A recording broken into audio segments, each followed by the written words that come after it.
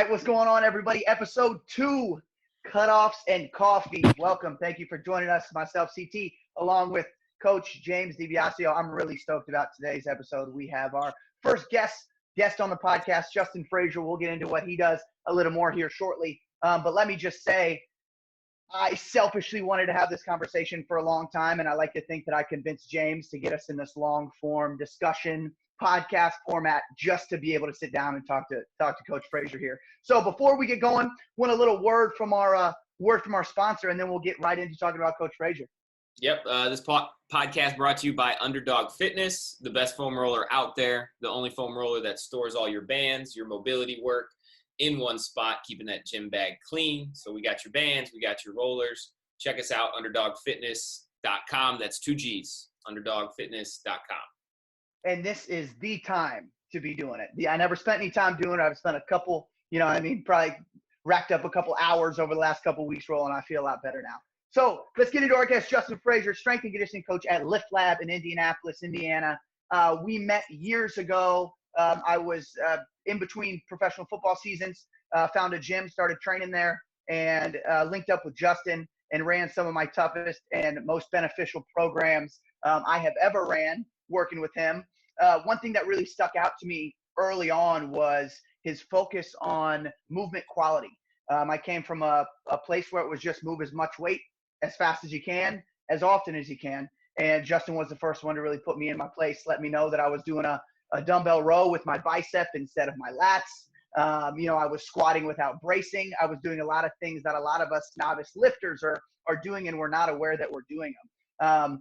And I will tell you, when I first started at T3 Performance, the first thing that I had all my athletes doing were kettlebell breathing exercises, which is something I never thought I would have anybody do. And I ended up falling in love with it and finding the benefits from it. So here he is, without further ado, Justin Frazier. I would like to call you a movement specialist, but I don't even think that does it justice, what you do. So go ahead, man. How you doing?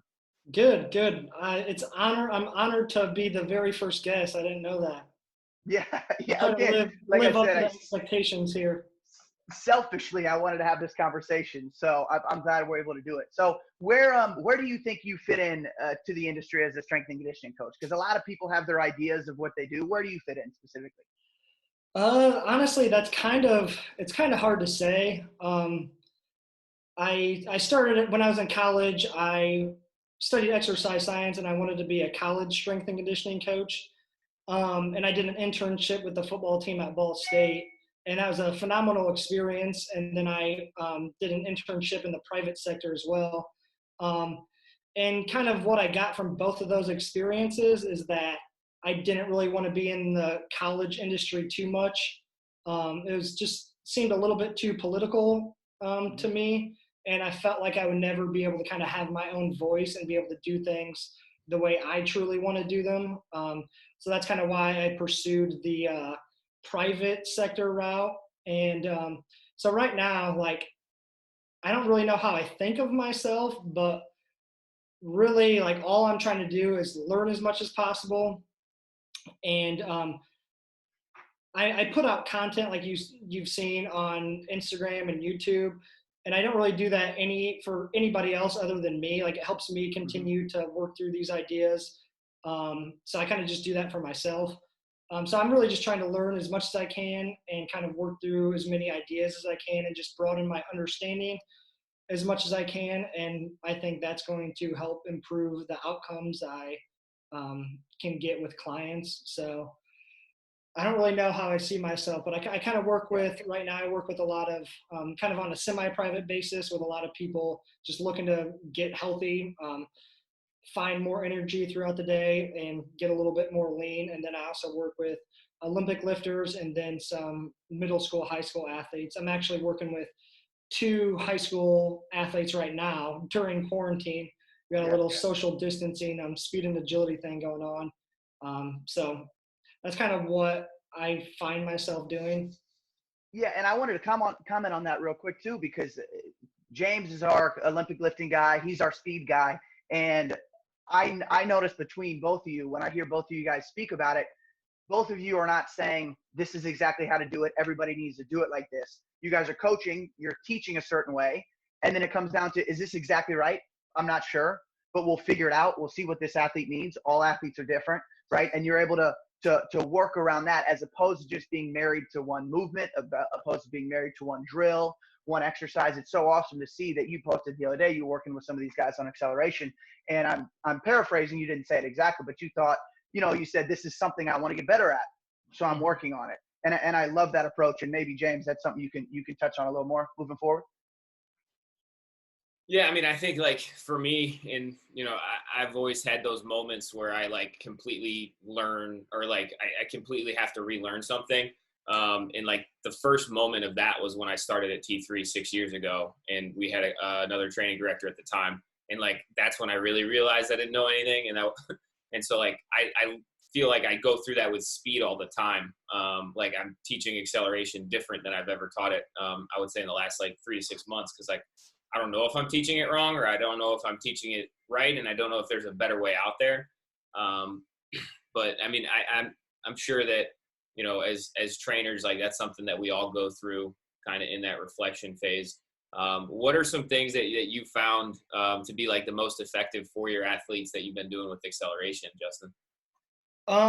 So I think when it comes to speed and agility, you have to really simplify things. And I think going back to the basics works the best. So I think honestly, just to get anybody faster, they just need to work on sprinting. Like sprinting is the only thing that's going to replicate the highest velocity output of an individual. So to get faster, you have to work at sprinting. I've also kind of found one of the things that many middle school, high school athletes have trouble with is accelerating. So if you just put them in like just a half kneeling stance and told them to just like sprint 10 yards as fast as they can, one of the things you'll see is that as soon as they push, they'll come straight up and kind of get into a like their full sprint cycle, as opposed to like the angle isn't quite as linear as it should be. So one thing I've been working with is just like 10-yard accelerations for kids to work on that. And I've found that putting them in a half kneeling position with just one knee on the ground and one the other foot, and like a half kneeling, just like you would be listening to a coach talk, and just saying go. And that half kneeling position kind of teaches them to push off that front leg as hard as they can and get kind of more linear as opposed to straight up out of their acceleration.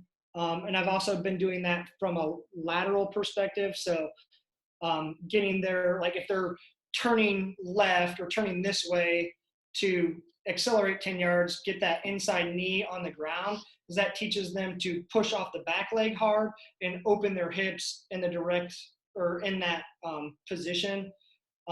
So most of the times for speed and agility, you need to kind of coach less and put them in a position where the drill kind of gets the outcome you're looking for. So I've found, especially with that lateral half kneeling acceleration, that if you just get them in that position to start and say go, they're really good. That drill automatically takes care of pushing hard off the back leg and creating this kind of optimal angle you want when someone needs to turn and accelerate laterally.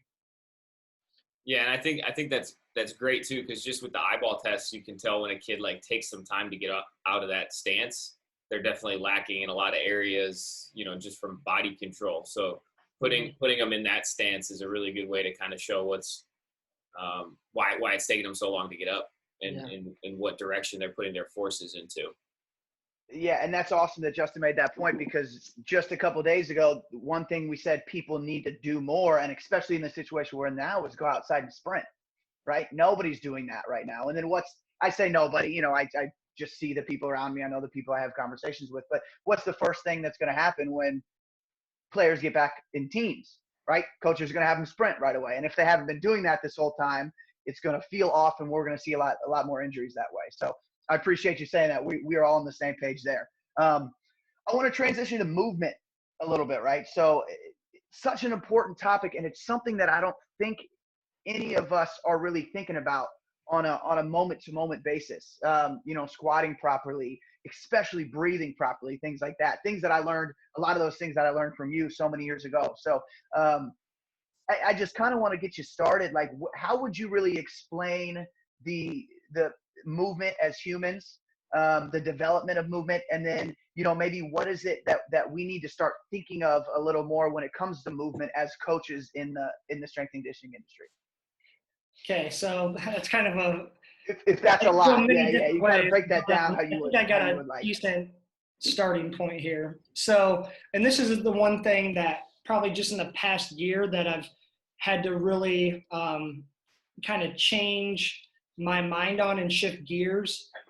So basically, if you study anatomy in school, whether that's high school or college, you learn that you have muscles and you have bones, and then you have muscles that attach to these bones, and then those muscles pull on the bones, and then the bones move, and that's movement. So it's this kind of reductionist lever and pulley system.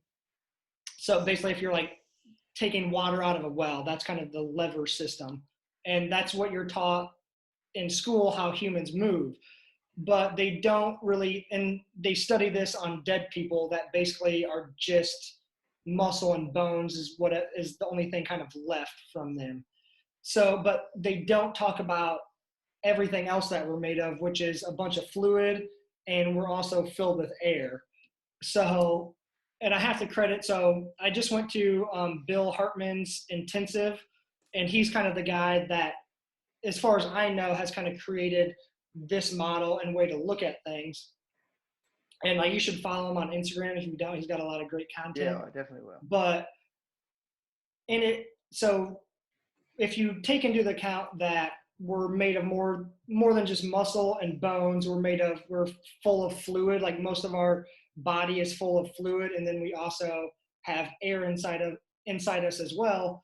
So that is a better representation of how humans would move. And if you think about it, if we actually did move from the typical lever and pulley system, it would be the most like structurally unstable way to move. Like, we would get broken so fast from trying to lift heavy weight or sprint really fast. It's just a structurally unstable way to move. And so if you actually think about it, we have all this fluid in our body, our bones aren't actually ever touching. There's always fluid like in our joints that are keeping bones from touching each other. And if they do start to touch each other, then you've probably already experienced a problem and are going to the hospital, essentially.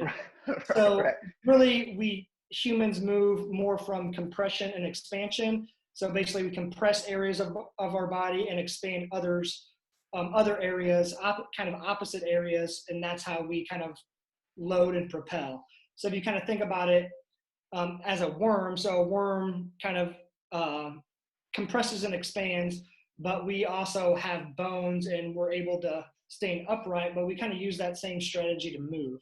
And going back to Bill Hartman, an easy way to kind of look at this tube is, if you guys know those like inflatable tube people when you at the car lots. Yeah. So that's yeah. So that's kind of our strategy to move, except we're not just air. We also have muscles and bones, and we're full of fluid, and those muscles compress the fluids in the air into other parts of the body, and that's how we move.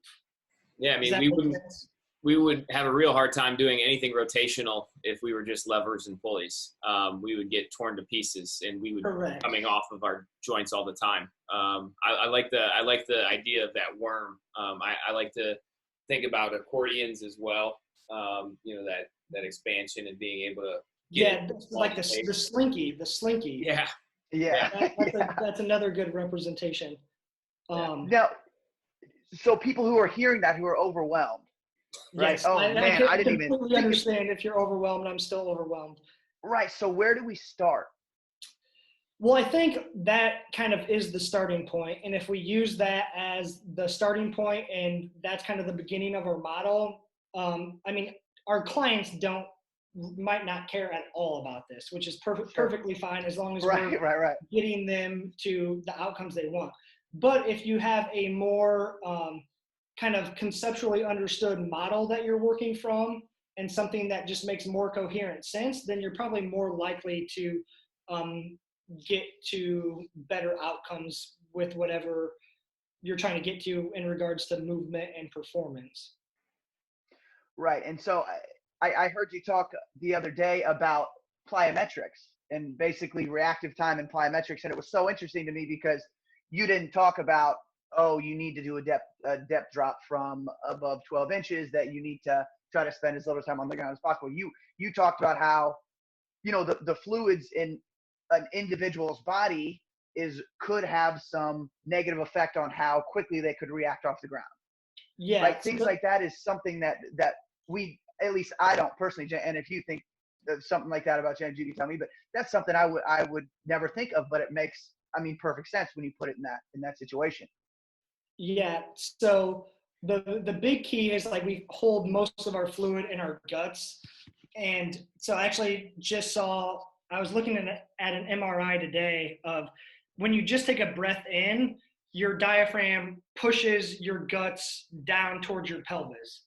And you don't ever really feel your guts moving, but you could see from this MRI how much the guts move just from a normal inhale. And it kind of blew my mind.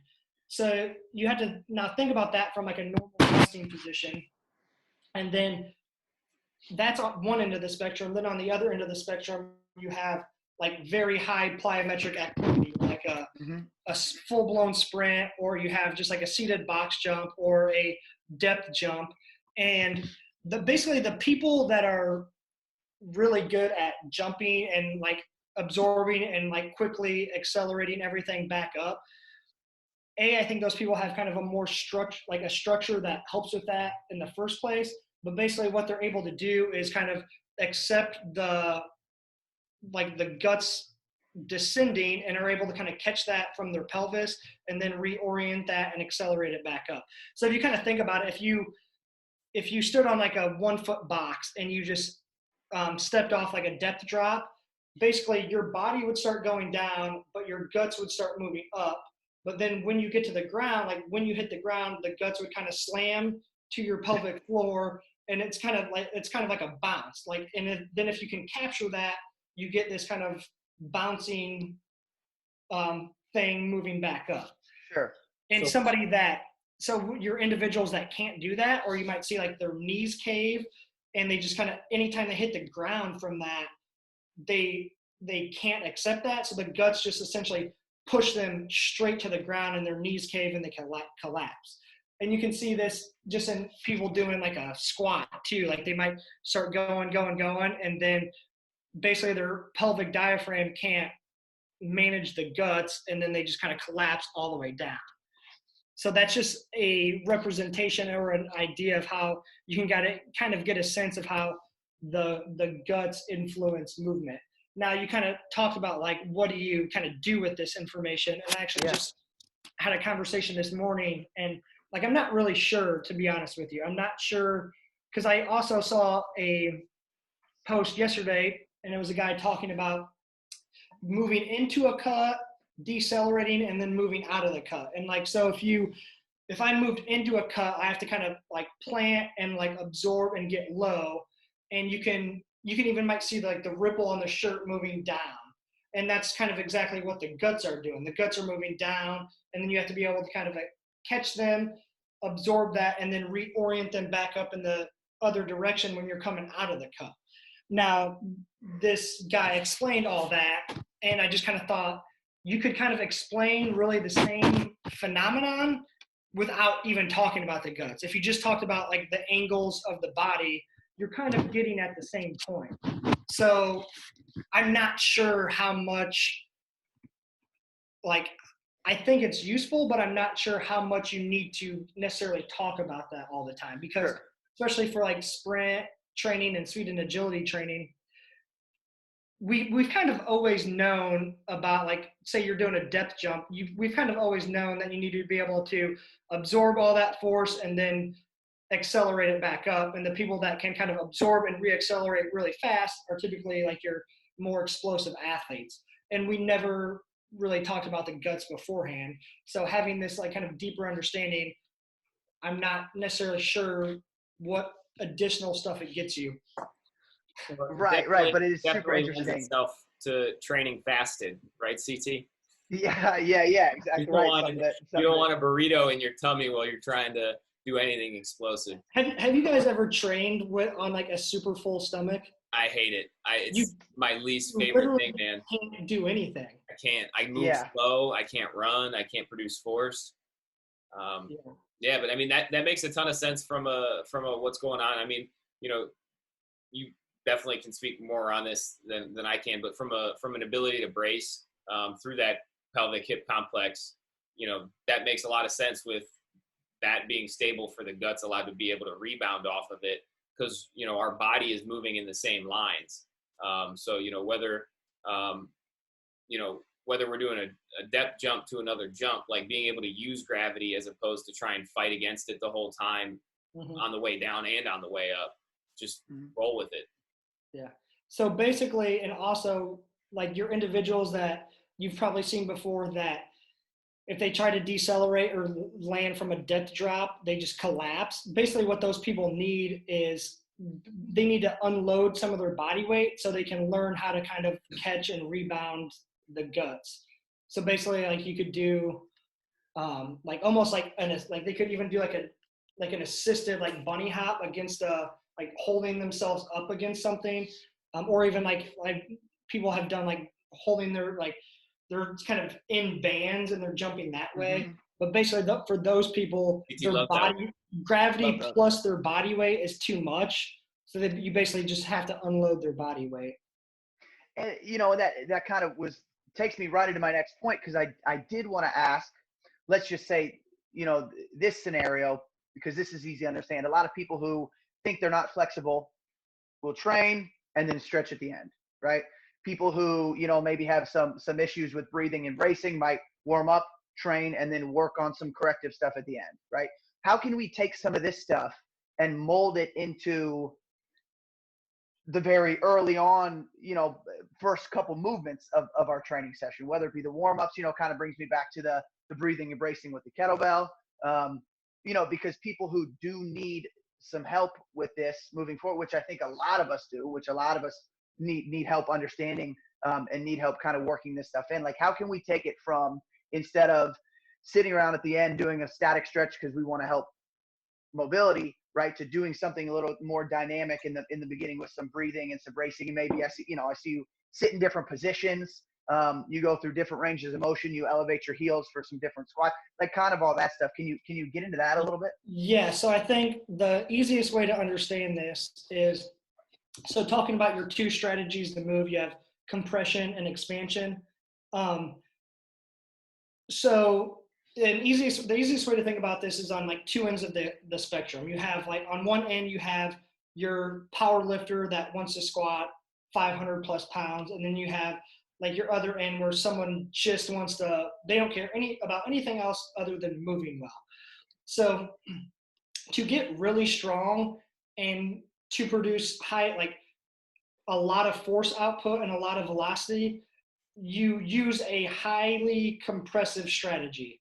And that compressive strategy helps you lift a lot of weight, but it also steals motion. If you look at any powerlifters, are obviously the strongest people out there. They move like shit. They literally can't move other than a squat, bench, and deadlift. Which for a sport is exactly what you want. You don't want these people to be able to move, because that's what's going to help them lift a lot of weight. So you have to know when you're moving towards that end of the spectrum, you're losing motion the more you go to that end of the spectrum. The more you go away from that end of the spectrum, you're not going to be as strong, but you're probably more likely to gain motion in the process. So it comes down to really who you're training and what are your goals and the outcomes you're looking to achieve. Because if you're a power lifter or Olympic weightlifter and you care so much about like flexibility and mobility, you're not going to get that unless you purposely don't get strong in a way. And going to Olympic lifting, like the overhead squat is not a high mobility drill. Like, to get into an overhead squat or to catch a heavy snatch overhead all the way at the bottom, you're you're compensating in so many places to achieve that, and it's still kind of a high compressive strategy, because if you would basically just flop if you didn't compress, but that is you're compensating all over the place to get that position. So like how it basically comes down to a conversation of like how much do you want to feel good throughout daily life and move well, and how strong do you want to get. So, and if you're working with like an athlete that obviously they need to move well enough to like pitch, or they need to move well enough to run fast, then you kind of have to, I think, play with both ends of the spectrum. Because obviously, like, you can't take a pitcher and just compress them super hard, because they need some of that movement to generate like this crazy arm whip. So I think really the conversation you have to have with yourself, with your clients, is what are the goals and outcomes you want to achieve. So that's kind of what I have to say about that. Does that make sense? So I don't really have necessarily any like, these are some things you should be doing in your warm up or after your training session. Because if I said that, I think I'd be speaking to like kind of a one size fits all approach. And it kind of really depends on, like, everyone's different and everyone has different goals. So it comes down to like, what are you trying to achieve? I really like move well enough to be able to do something. I think that, a lot of times athletes get lost in their own routine, and their own routine might have focused so much on a weak point a year ago that they've already worked through, and they're still focused. I'll use a baseball player. I work with an extremely explosive pitcher, and he can squat over 4, he can deadlift whatever he wants. He's a D2 righty, and he throws hard, and he made a big velo jump with all the strength training through those strength goals. But he's strong enough. He moves well enough in the weight room. His attention needs to be spent in other areas to allow him to move better like a pitcher. But he was so caught up because of how much growth he got from the weight room, and it directly showed up in his pitching because it was very linear, because he was, no training, and all of a sudden we're doing a strength program and you're getting crazy gains and you're seeing him on the mound right away. You think that all you have to do is keep working hard like this in the weight room to keep making those linear gains on the mound, and it doesn't always work like that. So did that kid just want to continue to go crazy on the strength training? Yeah, and he still does.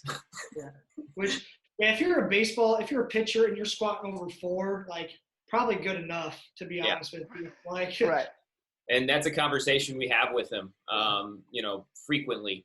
And he's even talked about like leaving the gym to go find other places to train. And, we love this kid, and we kind of just said, hey man, if you feel like that's best, go do it. But this is the only place I would go to. And we pointed him to Driveline, just because they have some serious biomechanic tools out there. But, that's, what we felt like. He moved well enough in the weight room, man. We don't need to spend 4 days a week, 2-hour sessions anymore. You got it. Yeah. You got that figured out. And so speaking, I didn't speak about this enough early on, because I think it kind of sets a tone as, just people who are listening to certain coaches talk about certain things. Right. And so now we've talked about movement a little bit. We're also, gotten into the strength and conditioning world just a little bit. You've had some success now lifting some weight over your head. You've competed in powerlifting, competed in weightlifting, put up some pretty serious numbers. What are your top numbers? If you can think about those, because they're all pretty impressive. So for powerlifting, I've squatted 512, bench pressed 145 kilos, I believe, which is 325, and that's in competition, so paused, and then deadlifted. My best in competition is like 567, I think. And in the gym, I think I've pulled like 572, but it was a little sketchy at the top. And then weightlifting, best snatch is 120, so 264. And then best clean and jerk is 150, which is 330. Damn. So, What weight class do you sit around? So for powerlifting, I was competing as a 94, weighing about 90 kilos. Okay. Then I haven't competed in Olympic lifting in probably over 2 years, I want to say. So I'll be probably an 89 kilo lifter next time I compete. Any interest in that? I know you had a post the other day that I just had to pull up, made me laugh. You said, I'm on a no competition prep program. Yeah. So, Right. Pretty well. so the original goal this year was to compete anytime from like April through May, just to qualify for the AO3 in Vegas and then go there and compete. So that was the goal. And obviously that was before Corona time. So Sure. the goal still is that, depending on, I'm not sure what the kind of the external circumstances are going to be. But yeah, the goal is to compete relatively soon to get kind of the first competition out of the way. But basically I'm on a no competition prep program because like that was just the next cycle that was written for me. And even though I'm probably not going to compete right afterwards, it's probably good for me to, I've had like 3 months of weightlifting behind me, or like solid weightlifting training. So like, I think it's probably good that I do a competition prep program anyways, just kind of see. And I love that you're able to transition and pivot your training. That's something that James and I talk about all the time. Is we have a lot of lifters who just want to weightlift. We've got we have powerlifters who just want to powerlift, and we keep saying that you try different things and you lift different ways. It will make you better. I remember early on when we met, you were, I believe, strictly Olympic weightlifting, then transitioned into powerlifting. Did you see the benefits when you came back to weightlifting after just getting like very strong?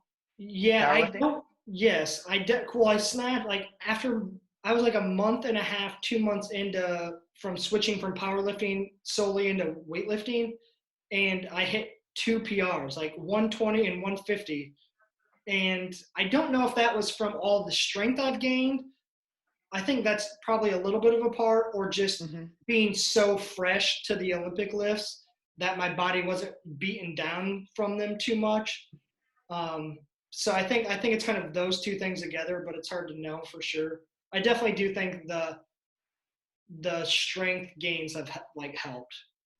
Yeah, and where do you stand on that, James? Because you have mentioned before you usually feel better after taking time off of weightlifting, right? Yeah, and I don't want to it's never time off of weightlifting. I think that like training, like let's say I would even like if I was going to do a powerlifting meet, I would still be power cleaning and I would still be power snatching. I just like the emphasis and how you approach the bar is a little different, and I think that's what you need time off of is time off of approaching the bar with the intent of like the only two things I care about is my clean and jerk and my snatch, and like that beats me up more than anything else. Whereas like if I'm training like a football player and doing speed and doing all of the stuff that we run through when we train with our kids, we're 45-50 minutes and we're like into a session and we're pretty fatigued at that point, yet we're still within the 80 to 90% range of what we're lifting competitively. But it never feels like it just because there's not that tied to competition. There's not the expectation that I have to do these lifts or that I have to hit these weights on these days. I think that's the thing that I need to break from the most, just that kind of monotonous, put a weight on the bar. There's a certain number that needs to be on the bar. I need to be moving a certain way. On Saturdays, I need to be maxing out. And if it doesn't go so well, then that's all you're thinking about. Whereas when we're training like football players with those groups and with our athletes, that's just fun. Right. Yeah. And so, I could talk to you guys forever about this. I do want to start to transition, kind of start wrapping this up a little bit. And we'll push towards the end, Justin, some people towards your social media. Your Twitter's awesome, dude. Instagram's awesome. I got it all pulled up right here. But I will ask real quick, and I'm sure people will wonder as soon as they pop on there, your profile picture is you on your wedding day, I believe, with a snake around your neck. Yeah. Can you explain that just a little bit? Yeah. So I got married in Fountain Square. It's kind of like this little hipster area of town, kind of right outside of downtown Indy. But so we, like the groomsmen, we all got dressed and whatnot. And then we started taking pictures, and we were taking pictures inside, and then we came outside to take pictures. And that day they had like this kind of like small business setup where there's a few small businesses with booths out, and one ended up being, I don't even know exactly what their business was, but this guy had like a snake like around his neck the entire day. So it had something to do with animals. And one of my groomsmen, like our photographer, was getting ready to take pictures with us, or I think we started taking pictures outside already. And one of my good buddies was like, "Hey, can I get a picture with the snake?" And the guy was like, "Yeah." And the photographer's like, "Well, why don't you let the groom get a picture with the snake?" So I'm just sitting there with like, I was kind of freaked out. I was like, "Okay, just put it around me and like hurry up and take a picture." You don't see that in the picture. You do a good job of holding it together in the picture, but I know I would be. Like, I'm not really controlling the snake. It's just like on me. And then I'm just like, okay, hurry up and take the picture. And then that was essentially it. Oh, yeah. Because that's funny. Like, how many people have on their wedding day got a picture with a snake? So I think it's kind of unique. More people probably have pictures with tigers on their wedding day than snakes. Right now. Yeah. You ain't lying there. So I'll ask one more question before we wrap up, and maybe talk about one of the most important things of the day, something we're all passionate about, as well as strength and conditioning. But so if there's one thing, and I know we talked, Justin, a little bit about how we don't want to be too far towards one spectrum. We don't want to be too specific. Maybe don't want to be too general, trying to find the sweet spot.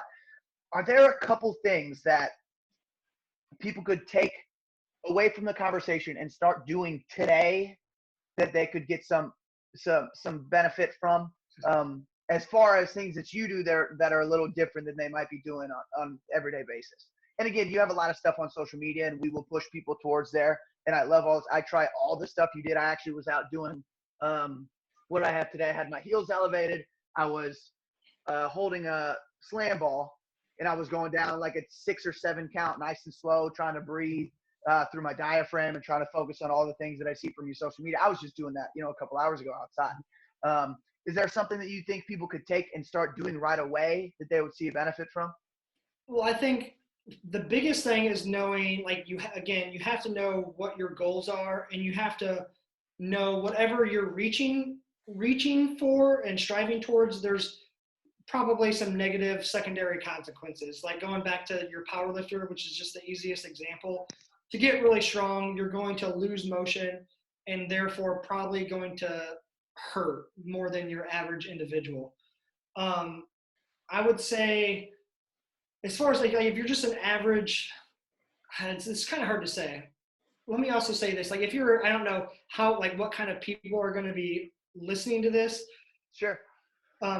I would say, like, one thing that I've changed my mind on, like, if training middle school, high school athletes, is I don't know if I'm going to actually back squat them anymore. Like, I think a safety squat bar might be a good option, but especially like baseball kids, like there's just so much compression on a back squat that you're probably stealing some motion from them that they probably need. But these people still need to get strong. They still need to gain some muscle, and because they still need to create a lot of force and learn how to kind of utilize that force in the most efficient manner. I honestly don't know if I can say like there's one or a few things people can take away with. I would say also that I've kind of, most people, unless you're like a strength athlete, I typically squat everyone with their heels elevated now. Unless I'm coaching like a large group and we don't have enough heel elevations for everyone. Sure. I just think it kind of teaches people that haven't squatted a lot in their life. It teaches them to kind of get into a much better squat position. I've also utilized like tempos a lot more than I ever have. Mm-hmm. I'm just kind of teach movement and kind of help someone establish how to do a movement faster than they otherwise would. But I honestly don't know if there's anything I can just like straight up give that's going to help everybody, because everyone's going to be different. No, I love that. Slow it down to speed it up. That's a really good thing to take away. That's huge. Yeah, because that is something you notice right away with people with bad movement patterns, right? Is they're just going through, just doing things as fast as they can, right? And you don't know where you're going, you can't get there fast. Yeah. Right. Because Amen your to that. body just wants to be like, is just striving towards energy efficiency, which is why movement is typically sloppy right away, because it's the most energy efficient manner they can move. Like, it's the most energy efficient movement for them until you actually have to sit there and coach them and take them through. And then you'll see sometimes with somebody, just changing the movement gets them like sweating so much more and huffing and puffing so much more, because they like have to actually work hard to achieve like that specific movement outcome. Yeah. That's funny. I imagine we all have specific people we think about, and that comes to mind when you talk about that. Okay. So I want to wrap up real quick, and I keep bringing up the podcast is called Cutoffs and Coffee. James and I are big fans of caffeine, big fans of coffee. I feel like I do such a disservice to coffee, and I'm so disrespectful to coffee when I just pop it in a Keurig, or I just get some cold brew and pour it over. And I feel so bad about it, but I just don't understand the process enough. And I know that you've done Justin coffee reviews, and you've got all your things on your social media about it. You said the other day, I think maybe it was a hashtag you said, and you just said, don't drink Folgers. Oh yeah, that's a while ago. Yeah, and I was thinking, what have I done? What? I can't believe how disrespectful I am by just drinking out of a K-cup. So what is your favorite, maybe one or two favorite types of coffee, and your favorite way to drink them? So I definitely think, so Caveman Coffee has some really good coffee. They have a saber tooth roast that's a dark roast that has the smoky flavor. That's really good. My wife doesn't like it because she thinks it tastes like cigarettes, but it's got this kind of like smoky campfire flavor. I'm also a big fan of, it's called Dark Matter Coffee. So those two coffee companies right away are probably, as far as I've experienced, are probably two of the best coffee companies that I think makes the best coffee. Dark Matter is also, they're originally located out of Chicago. So if you're ever in Chicago, you can actually, there's like 3 or 4 different locations, and you can go to the actual original location. But when we were there in October, we went, it wasn't the original location, but one of the locations had 2 different types of nitro cold brew, and they were both so damn good. So good. Oh yeah. So, but those are probably the 2 I would say. Yeah, because I was remember in the morning. I've only had Starbucks' nitro brew, and I feel embarrassed saying that. Well, I will say theirs is actually pretty good. Their nitro cold brew is actually pretty good. It's got like a nice smooth flavor. Yeah, I'm a big fan. Well, I always remember when I was in there training in the mornings, when you were at the gym, you always had that nice tall cup of Joe, which I always appreciated, I always respected, because you could not be found without that in your hand. Pretty much. Yeah, and I always appreciated that. All right, man. Well, I think this is awesome. Where can people find you? I know I have you follow you on all the social mediums. I know you're pretty active on Instagram, pretty active on Twitter. I'm probably most active on Instagram. I don't even know what my handle is. It's just Justin_Frazier05, Frazier.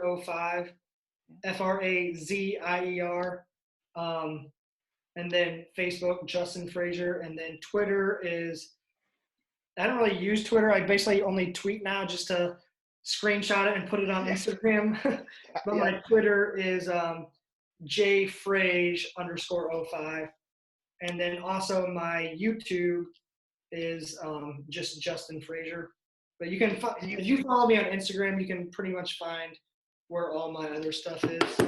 I was going to say, I do see you have a link to your your YouTube channel on there. Yeah, and I really push people. I really push people towards your social media, man. It's awesome. I get excited every time I see something on there. Just again, because it's just people aren't talking about the stuff you're talking about, and James and I feel the same way about a lot of the stuff we're doing. And it's just good to see that there are still people out there who are kind of pushing the needle, who are trying new things, who are not afraid to go out there and speak against what some people are talking about. And you're doing all that. And I really appreciate that. And keep doing your thing. Keep putting out great content. Again, it's very much appreciated. The walk too, What's that? That's a big thing. Walking the walk. You still lift heavy. You still get after it.